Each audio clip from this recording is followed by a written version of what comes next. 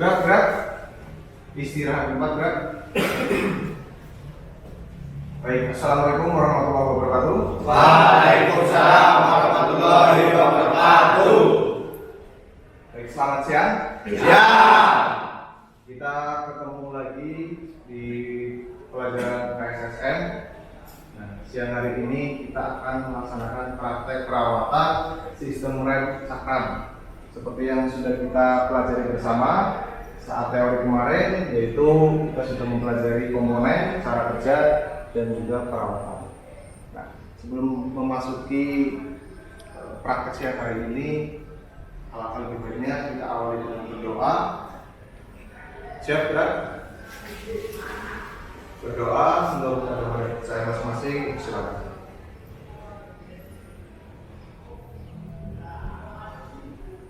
Berdoa selesai. Baik, untuk hari ini presensinya akan lewat Google Form. Linknya sudah saya kirimkan. Saya beri waktu 1 menit.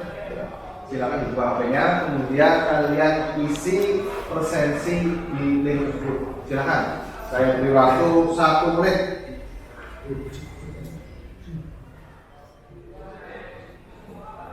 Sudah? Oke. Sudah. Kalau sudah, silakan handphonenya disimpan kembali. Kemudian hari ini kita akan belajar tentang perawatan pada sistem rem cakram. Seperti yang kalian sudah tahu bersama, kompetensi dasar yang akan kita pelajari adalah merawat berkala sistem rem hidrolik atau rem cakram. Kemudian tujuan pembelajaran siang hari ini, setelah kalian melaksanakan praktek pembelajaran ini, diharapkan kalian mampu merawat berkala sistem rem hidrolik sepeda motor. Supaya apa? Supaya sistem rem kalian atau motor kita bersama itu bisa bekerja maksimal. Di segala sesuatu sistem di sepeda motor itu tidak mungkin bisa bekerja maksimal jika tidak dirawat. Motor yang baru keluar dari pabrikan itu sudah melewati yang namanya quality control. Sudah dipastikan sistemnya itu bekerja maksimal. Nah, akan tetapi setelah sekian lama digunakan, rem atau komponen tersebut nanti akan berkurang atau menurun, kinerjanya akan berkurang. Maka dari itu perlu dilakukan yang namanya perawatan. Nah, fungsinya perawatan supaya apa? Menghindari, kalau di rem yang paling fatal adalah rem blong. Rem blong itu hal yang paling fatal pada sistem rem. Kalau rem sampai blong terjadi, otomatis kendaraan kita tidak bisa kita atur lajunya. Kalau kita sedang kecepatan tinggi, kemudian akan memasuki tikungan, kita biasanya akan mengurangi kecepatan kendaraan kita. Tapi kalau rem sepeda motor kita itu terjadi rem blong, tidak bisa mengerem, otomatis akan berakibat fatal. Harusnya berbelok, tapi karena remnya belum bisa bablas lurus. Nah, itu salah satu kejadian rem blong, itu salah satu kejadian yang sering jadi penyebab utama kecelakaan. Karena ada kelalaian atau kurang perhatian, kurang perawatan terhadap sistem rem yang ada pada kendaraan kita. Ya, maka dari itu kenapa kita harus merawat supaya sistem rem itu bisa bekerja maksimal. Jadi tidak hanya blong. Ya, kalau kalian sudah pelajari kemarin kan ada rem keras ya, handle remnya keras, handle remnya terlalu lunak dan itu gangguan juga. Dan itu mengakibatkan kalau remnya tidak pakem, remnya blong, itu tidak maksimal, sehingga perlu dilakukan perawatan. Maka dari itu hari ini kita akan melaksanakan perawatan sistem rem itu. Ya, kemudian Di sini sudah saya siapkan LKPD yang isinya adalah, kalau kalian baca dari atas, kompetensi dasar yang akan kalian pelajari yaitu merawat berkala sistem rem sepeda motor. Nanti akan saya berikan setiap kelompok satu, kemudian itu diisi. Saya jelaskan terlebih dahulu cara pengisiannya. Di LKPD ini pertama ada kepalanya atau kopnya. Ini berisi jurusan kita, kemudian job sheet-nya tentang apa? Itu tentang pengendalian sepeda motor, sistem rem sepeda motor. Kemudian nanti kalian isi. Untuk bagian ini kalian isi dengan nama kelompoknya. Jadi kalau tidak ada sekarang kedua, saya beri waktu sampai berarti 45 menit. Nanti sampai jam 2:04. Ya, silakan kerjakan. Diberi waktu 45 menit. Nanti setelah itu selesai dikumpulkan, saya cek. Paham ya? Paham. Siap, gerak. Setelah saya bubarkan, langsung menuju pit stopnya masing-masing, kemudian langsung dikerjakan. Tanpa penghormatan, dibuat barisan dan salah satu silakan.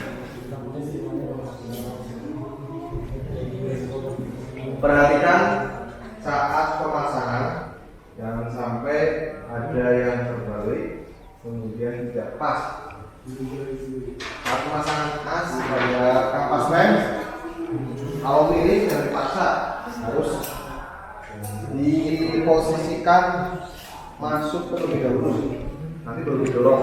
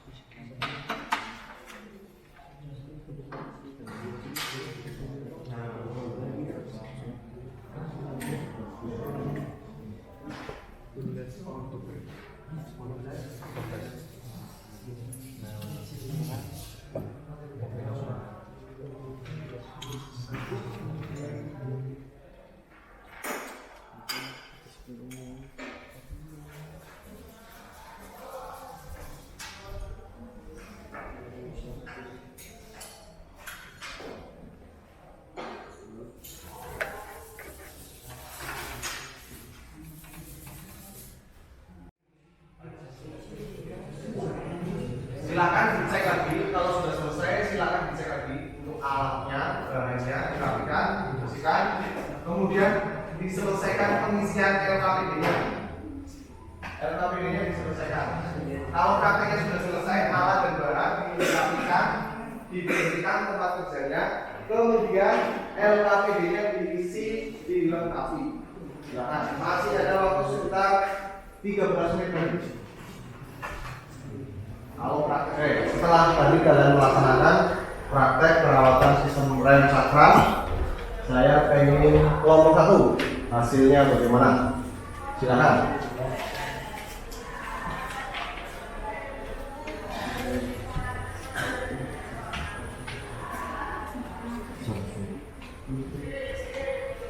Simpulan praktik Dari atas dulu ke atas. Dari atas maksudnya dari pemeriksaan yang kamu lakukan apa saja, kemudian nanti baru terakhir kesimpulannya seperti apa. Persiapan alat bahan, persiapan alat bagus, persiapan tempat kerja bagus, menggunakan buku pedoman reparasi bagus. Oke. Terus Merakit dan memasang sistem rem berikut komponen-komponennya. Memperbaiki sistem rem. 1. Memeriksa ketebalan kanvas rem depan 3,8 mm. 3,8 mm. Spesifikasi 1 mm. Masih bagus. 2. Memeriksa level minyak rem. 3. Memeriksa level minyak rem. Spesifikasi minyak rem berada pada tengah-tengah up dan low sehingga tidak perlu menambah lagi karena masih cukup. 3. Memeriksa ketebalan piringan cakram 3,55 mm. Spesifikasi 2 mm. 2 mm. Jadi kesimpulannya?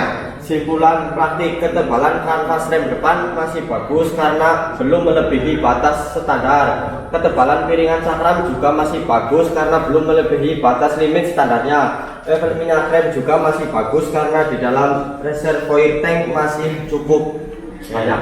Berarti untuk kelompok 1 menyimpulkan bahwa sistem rem cakram pada motor 1 itu masih layak digunakan ya? Iya. Oke. Kemudian saya akan sedikit memberikan masukan-masukan. Jadi tadi setelah saya mengamati kalian mempraktekkan, tadi ada sedikit kesinggungan saat pemasangan kampas rem yang sisi dalam ataupun sisi luar. Jadi kalau yang sisi dalam biasanya itu ada bekas pistonnya.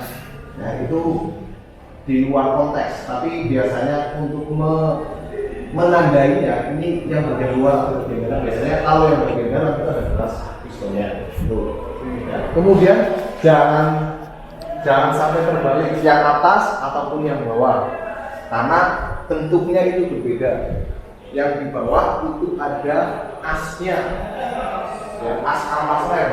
Jadi tidak mungkin kebalik, yang bawah di atas sudah. Kemudian kalau kanan kiri kan sisi luar sisi dalam itu bisa diantisipasi dengan cara melihat bekas tandanya. Biasanya karena sudah digunakan nanti akan membekas ada bekas pistonnya. Ya, nah itu. Kemudian di motor yang keempat tadi tidak ada kendala, semuanya masih layak digunakan. Kemudian silakan LKPD-nya dibutuhkan.